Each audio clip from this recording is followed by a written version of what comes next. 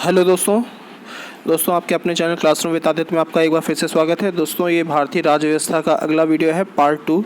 UPSC के लिए, UP PCS के लिए, स्टेट पीसीएस के लिए, एसएससी पुलिस और यूपी टेट के लिए, और जितने भी इस तरह के कॉम्पिटिटिव एग्जाम्स होते हैं जिसमें जीएस पूछी जाती है और जिसमें पॉलिटी होती है, यानी कि राज्य व्यवस्था से संबंधित, भारतीय राज्य व्यवस्था से संबंधित प्रश्न होते हैं, उसके लिए मिसलेनियस वन लाइनर वीडियो है, पार्ट 2 है इसका। दोस्तों वीडियो स्टार्ट करेंगे उससे पहले आपसे एक रिक्वेस्ट है कि अगर आपने हमारे चैनल को लाइक, सब्सक्राइब और शेयर नहीं किया तो ऐसा जरूर करें। राइट साइड का बेल आइकन जरूर प्रेस करें ताकि नए वीडियो अपलोड होने पे नोटिफिकेशन आपको मिल जाए। तो दोस्तों चलिए वीडियो स्टार्ट करते हैं। दोस्तों एक्चुअली ये लास्ट ईयर्स के सवाल हैं जो वन लाइनर के रूप में मैंने संग्रहित किए हैं, और इसके साथ में इससे आसपास से, उस सवाल से आसपास से रिलेटेड जितने भी इम्पोर्टेंट फैक्ट है वो भी मैंने इसमें डालने की कोशिश करी है, शामिल करने की कोशिश करी है। तो चलिए दोस्तों वीडियो स्टार्ट करेंगे। दोस्तों देखिए, इसमें पहला पॉइंट है कि भारतीय संविधान में मूल अधिकारों का विचार कहाँ से लिया गया है। तो ये अमेरिका से, यूएसए से लिया गया है। तो फंडामेंटल राइट्स का जो कॉन्सेप्ट है वो यूएस से लिया गया है, याद रखिएगा, पहला पॉइंट। दूसरा पॉइंट क्या है, मूल अधिकारों का वर्णन संविधान के जिस भाग में है, तो भाग 3, पार्ट 3 में जो है वो मूल अधिकारों का वर्णन किया गया है, याद रखिएगा। अगला पॉइंट है कि मूल अधिकारों का उल्लेख संविधान के जिस अनुच्छेद में है, तो आर्टिकल 12 से लेकर 35 तक, यानी कि अनुच्छेद 12 से 35 तक में फंडामेंटल राइट्स हैं, ठीक, याद रखिएगा, 12 से 35। अगला पॉइंट है दोस्तों कि जीवन और व्यक्तिगत स्वतंत्रता के अधिकार को छोड़कर अन्य मूल अधिकारों का संशोधन किया जा सकता है या आपातकाल के समय उन्हें स्थगित किया जा सकता है। तो ये बात सत्य है, बिल्कुल सत्य है। देखिए दोस्तों कि जो जीवन और व्यक्तिगत स्वतंत्रता है, आर्टिकल 20 और 21, उसको किसी भी समय जो है बिना कानूनी प्रक्रिया के माध्यम के उसको कर्ब नहीं किया सकता, उसको नष्ट नहीं किया सकता, ख़त्म नहीं किया सकता। मूल अधिकारों, अन्य मूल अधिकारों में सरकार संशोधन कर सकती है, संसद संशोधन कर सकती है, ठीक है। आपातकाल के समय उन्हें स्थगित भी कर सकती है। आपातकाल आर्टिकल 352 के अंतर्गत है, ठीक। आगे जब डिटेल से पढ़ेंगे तो इसको डिस्कस करेंगे। तो आर्टिकल 20 और 21 को सरकार कभी भी नहीं हटा सकती है, ये चीज़ याद रखिएगा। तो 20-21 में क्या है, 20 में व्यक्तिगत स्वतंत्रता का अधिकार और आपका आर्टिकल 21 में जीवन की स्वतंत्रता, गरिमापूर्ण जीवन का अधिकार है, ठीक है, ये चीज़ याद रखिएगा। तो इनको सरकार किसी भी स्थिति में बिना कानूनी प्रक्रिया के माध्यम से उसको कर्ब नहीं कर सकती है, ठीक है। इनको किसी भी तरीके से छेड़छाड़ इनके साथ में नहीं कर सकती। बाकी जो है जितने भी फंडामेंटल राइट्स हैं, जितने भी मूल अधिकार हैं, उनमें विशेष परिस्थितियों के अनुसार जो है संशोधन किया जा सकता है, ठीक, याद रखिएगा। अगला पॉइंट है इसमें दोस्तों, मूल संविधान में मूल अधिकारों की संख्या कितनी थी? 7 थी। तो जब कॉन्स्टिट्यूशन बना था तब उस टाइम में जो मूल अधिकारों की संख्या थी, फंडामेंटल राइट्स की संख्या थी, वो कितनी थी? वो 7 हुआ करती थी, ठीक है। लेकिन वर्तमान में मूल अधिकारों की संख्या कितनी है? अगला पॉइंट 6 है, ठीक है। तो पहले 7 थी जब मुख्य रूप से संविधान बना था मूल संविधान में, और वर्तमान में ये मूल अधिकारों की संख्या 6 बची है, ठीक है, याद रखिएगा। एक अधिकार हटाया गया। अब देखिए अगला पॉइंट क्या कह रहा है, जिस संविधान संशोधन द्वारा मूल अधिकार में शामिल संपत्ति के अधिकार, आर्टिकल 31 में क्या था? आर्टिकल 31 में संपत्ति का अनिवार्य अर्जन से संबंधित था, ठीक है, इसको जोड़ा गया, ठीक है। आर्टिकल 31 संपत्ति का एक्चुअली अधिकार था और इसको अनिवार्य अर्जन कर दिया गया बाद में, इसको आर्टिकल 31 में हटा दिया गया। और आर्टिकल 198 में क्या था? एक्चुअली 198 में स्पेशल प्रोविज़न है मनी बिल के लिए, ठीक है, विधानसभा और विधान परिषद के लिए, तो उसमें सरकार इस तरह के कानून ला सकती है, ठीक है। तो वही संपत्ति के अधिकार से संबंधित है। आर्टिकल 31 मेन रूप से याद रखिएगा को मौलिक अधिकार से हटाकर उसे संविधान के अनुच्छेद 300A के अंतर्गत कानूनी अधिकार बना दिया गया। तो पहले जो संपत्ति का अधिकार था वो कैसा अधिकार था? वो आपका फंडामेंटल राइट था, और 31 में, और उसको हटा करके 300A जोड़ दिया गया, और 300A में इसे जो है वो लीगल राइट बना दिया गया। तो कॉन्स्टिट्यूशनल राइट जो है वो कन्वर्ट कर दिया गया, किसमें? लीगल राइट में कन्वर्ट कर दिया गया, ठीक है, ये चीज़ याद रखिएगा। कॉन्स्टिट्यूशनल राइट ज़्यादा बड़ा होता है, लीगल राइट को सरकार जो है अपने अनुसार या आवश्यकता के अनुसार उसको घटा या बढ़ा सकती है, ठीक है, ये चीज़ याद रखिएगा। और ये जब संपत्ति का अधिकार को हटाया गया या कर्ब किया गया, तो ये 44वां संविधान संशोधन था, जिस संविधान संशोधन के अंतर्गत इसको हटाया सरकार ने, तो 44वां संविधान संशोधन था 1979 का। तो ये याद रखिएगा, 44वां संविधान संशोधन के द्वारा संपत्ति के अधिकार को मौलिक अधिकार से हटा करके कानूनी अधिकार के रूप में बदल दिया गया, परिणत कर दिया गया। ठीक है, आर्टिकल 31 को कर्व कर दिया गया और आर्टिकल 300A को जोड़ दिया गया, आर्टिकल 300A को जोड़ दिया गया। तो 44वां संविधान संशोधन 1979 याद रखिएगा। अगला पॉइंट देखिए दोस्तों क्या है, अगला पॉइंट कह रहा है कि मनरेगा कार्यक्रम भारतीय संविधान के जिस अनुच्छेद को लागू करने के लिए बनाया गया।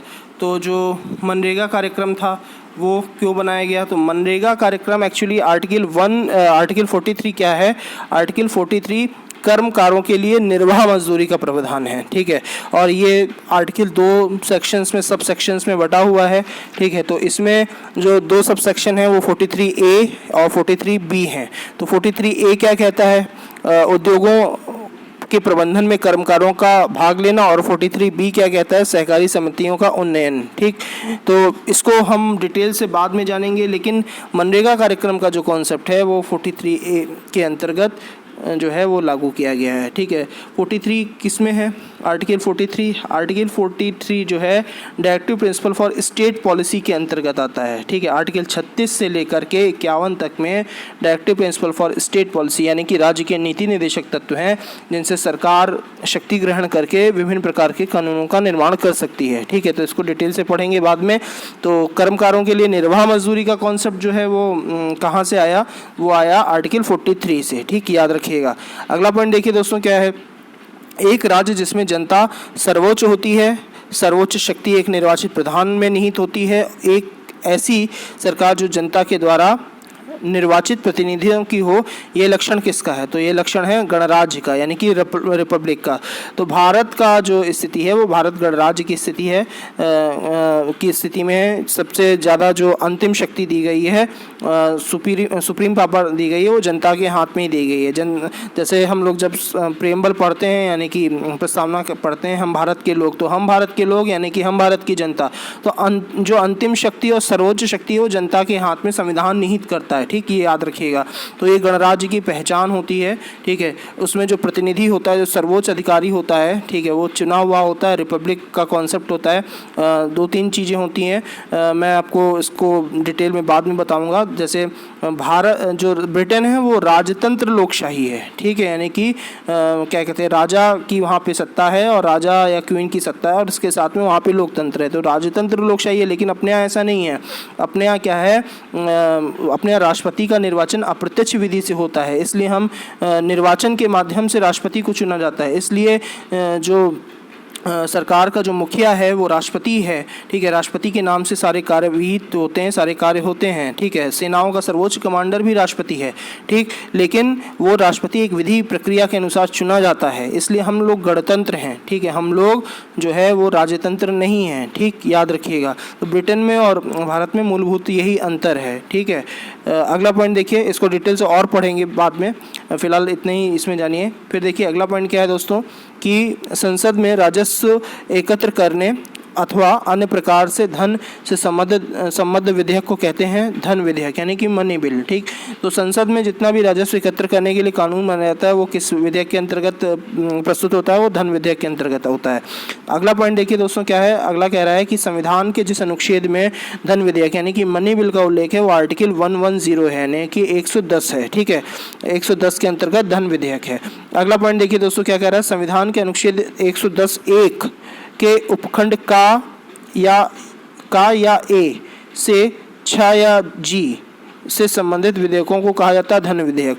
तो आर्टिकल 110 में धन विधेयक है, और उसके बाद में इसमें कई सेक्शन सब सेक्शंस बटे हुए हैं। 110(1) से लेकर ए से लेकर जी तक में सब सेक्शन है। ये सब किसके अंतर्गत आते हैं? धन विधेयक के अंतर्गत आते हैं। ठीक, अगला पॉइंट देखिए, अगला पॉइंट कह रहा है कि धन विधेयक सर्वप्रथम प्रस्तुत किया जा सकता है लोकसभा में। तो सर्वप्रथम सबसे पहले धन विधेयक कहाँ पेश होता है? लोकसभा में ही प्रस्तुत होता है। फिर अगला पॉइंट देखिए दोस्तों क्या कह रहा है, अगला पॉइंट कह रहा है लोकसभा में पारित धन विधेयक को राज्यसभा अधिकतम जितने दिनों तक रोक सकती है, अन्यथा वह स्वतः ही पास मान लिया जाता है 14 दिन तक। लोकसभा में धन विधेयक पेश किया जाता है और लोकसभा से पास होने के बाद में वो धन विधेयक राज्यसभा में पास होने के लिए जाता है। अगर राज्यसभा उसे 14 दिन तक अनुमति नहीं देती है, पास नहीं करती है, तो वो स्वतः ही पास मान लिया जाता है। ठीक, याद रखिएगा। अगला पॉइंट देखिए दोस्तों क्या कह रहा है कि लोकसभा में प्रस्तुत कौन सा विधेयक धन विधेयक है अथवा नहीं, इस पर निर्णय का अधिकार होता है, किसका होता है, लोकसभा अध्यक्ष का होता है। तो लोकसभा के जो स्पीकर होते हैं वो ये डिसाइड करते हैं कौन सरकार जो बिल लेकर आई है, कैबिनेट ने जो बिल पास करके संसद की पटल पर रखा है, उनमें से कौन सा विधेयक धन विधेयक होगा या कौन सा विधेयक नहीं होगा, ये अंतिम निर्णय करने का अधिकार किसे दिया गया है, लोकसभा अध्यक्ष को दिया गया है। ठीक है, अगला पॉइंट देखिए दोस्तों क्या है। अगला पॉइंट कह रहा है कर से संबंधित उपबंध, ऋण से संबंधित उपबंध, संचित निधि या आकस्मिकता की अभिरक्षा से संबंधित उपबंध जिस विधेयक के अंतर्गत सम्मिलित हैं, तो धन विधेयक के अंतर्गत सम्मिलित हैं। ठीक, याद रखिएगा। कौन कौन से कॉन्सेप्ट धन विधेयक के अंतर्गत आते हैं, कर लगाने से संबंधित, कर से संबंधित उपबंध जो हैं, फिर उसके बाद में ऋण लेने से संबंधित जो उपबंध है, सरकार ऋण लेती है देती है, उससे संबंधित, संचित निधि यानी कि कंसोलिडेटेड फंड जो है सरकार का वो या देश का वो इससे संबंधित है, आकस्मिकता निधि कंटिजेंसी फंड जो है वो जो कॉन्सेप्ट है या उसका जो पैसा है या उससे संबंधित जितने प्रावधान है वो भी धन विधेयक के अंतर्गत शामिल किए जाते हैं। ये इंपॉर्टेंट है, याद रखिएगा। अगला देखिए क्या कह रहा है। अगला कह रहा है कि जुर्माने या अर्थदंड से संबंधित उपबंध जिस विधेयक के अंतर्गत सम्मिलित नहीं है वो धन विधेयक है।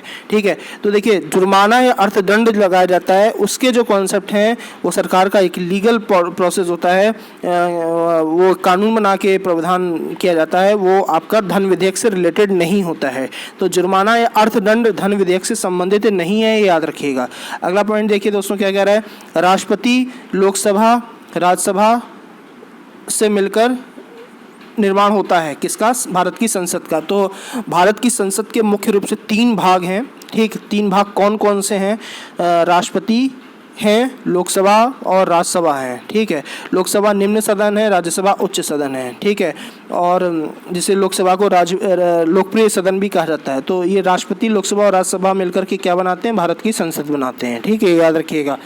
अगला पॉइंट देखिए दोस्तों क्या कह रहा है। अगला पॉइंट कह रहा है राज्यसभा का पदेन सभापति होता है, भारत का उपराष्ट्रपति। तो भारत के उपराष्ट्रपति जो हैं वो राज्यसभा के चेयरमैन होते हैं, यानी कि पदेन सभापति होते हैं। अगला पॉइंट दोस्तों देखिए क्या कह रहा है। अगला कह रहा है वह संविधान संशोधन जो पंचायती राज से संबंधित जिसके द्वारा संविधान के भाग 9 अनुच्छेद का से ड़ या ए से ओ तथा अनुसूची 2 का प्रावधान किया गया, वह 73वां संविधान संशोधन 1992। तो देखिए पंचायती राज व्यवस्था को अडॉप्ट किया गया है, उसके लिए संविधान में भाग 9 जोड़ा गया है और वहाँ पे संविधान में अनुच्छेद ए से लेकर ओ या का से लेकर ड़ा तक का प्रावधान किया गया है और अनुसूची 2 का प्रावधान किया गया है पंचायती राज व्यवस्था को भारत के संविधान में शामिल करने के लिए। ठीक है, याद रखिएगा। और ये जो शामिल करने के लिए प्रावधान किया गया किस संविधान संशोधन के अंतर्गत किया गया, वो 73वां संविधान संशोधन 1992 के अंतर्गत किया गया है। ठीक, अगला पॉइंट देखिए दोस्तों क्या कह रहा है। अगला पॉइंट कह रहा है जिला पंचायत, क्षेत्र पंचायत, ग्राम पंचायत जिस संविधान संशोधन में सम्मिलित या पंचायती राज व्यवस्था के त्रिस्तरीय ढांचे का प्रावधान करता है वो 73वां संविधान संशोधन। ठीक है, तो 73वां संविधान संशोधन 1992 के अंतर्गत पंचायती राज व्यवस्था के 3 स्टेप बनाए गए, 3 चरण बनाए गए या 3 स्तरीय ढांचा बनाया गया है। तो इसमें पहला जिला पंचायत है, फिर क्षेत्र पंचायत है और फिर ग्राम पंचायत है। तो सबसे निचले स्तर पे ग्राम पंचायत है, ठीक है, फिर दूसरे नंबर पे क्षेत्र पंचायत है और उसके बाद में जिला पंचायत है जिले के स्तर पे। ठीक, याद रखिएगा 73वां संविधान संशोधन त्रिस्तरीय ढांचा आपका पंचायती राज व्यवस्था का। अगला देखिए, अगला पॉइंट कह रहा है कि ग्राम स्तर पर पंचायतें होती हैं, प्रखंड स्तर पर पंचायत समिति होती है, जिला स्तर पर जिला परिषद का गठन की व्यवस्था पंचायती राज के प्रावधान में है। ये प्रदर्शित करती है किसे, ये पंचायती राज का त्रिस्तरीय ढांचा प्रदर्शित करती है। ठीक, याद रखिएगा 3 स्तरीय ढांचा ये प्रस्तुत करती है। ठीक, अगला देखिए, अगला पॉइंट क्या कह रहा है। पंचायती राज व्यवस्था या संस्था के अंतर्गत प्रत्येक स्तर पर महिलाओं के लिए जितने आरक्षण का प्रावधान किया गया है तो 1/3, तो पंचायती राज के 3 स्तर पर प्रत्येक लेवल पर 1/3 सीटों पर महिलाओं के की व्यवस्था की गई है, यानी कि महिलाओं को आरक्षण दिया गया। 1/3 आरक्षण पंचायती राज व्यवस्था में प्रत्येक स्तर की संस्थाओं में दिया गया है। ठीक, याद रखिएगा। अगला पॉइंट देखिए दोस्तों क्या कह रहा है। अगला पॉइंट कह रहा है पंचायती राज व्यवस्था में प्रत्येक स्तर पर संस्थाओं का कार्यकाल कितना होता है, 5 वर्ष का होता है, चाहे वो पंचायत चाहे वो कोई भी स्तर हो, चाहे ग्राम पंचायत हो, चाहे क्षेत्र पंचायत हो, ठीक है, और चाहे जिला पंचायत हो, उन सब का कार्यकाल कितना है? 5 वर्ष का होता है। फिर अगला पॉइंट देखिए दोस्तों क्या कह रहा है। अगला पॉइंट कह रहा है पंचायती राज व्यवस्था में प्रत्येक स्तर पर संस्थाओं के अनुदान देने की व्यवस्था है। राज्य की संचित निधि, राज्य की जो संचित निधि होती है वहाँ से पंचायती राज व्यवस्था के प्रत्येक स्तर को, प्रत्येक संस्था को वो अनुदान देने की व्यवस्था की गई है। ठीक है, ये चीज़ याद रखिएगा। तो दोस्तों इस वीडियो में इतना ही, फिर नेक्स्ट टाइम पे नेक्स्ट वीडियो में मिलते हैं। तब तक हमारे चैनल को लाइक, सब्सक्राइब और शेयर करना ना भूलिएगा। चलिए मिलते हैं, थैंक यू।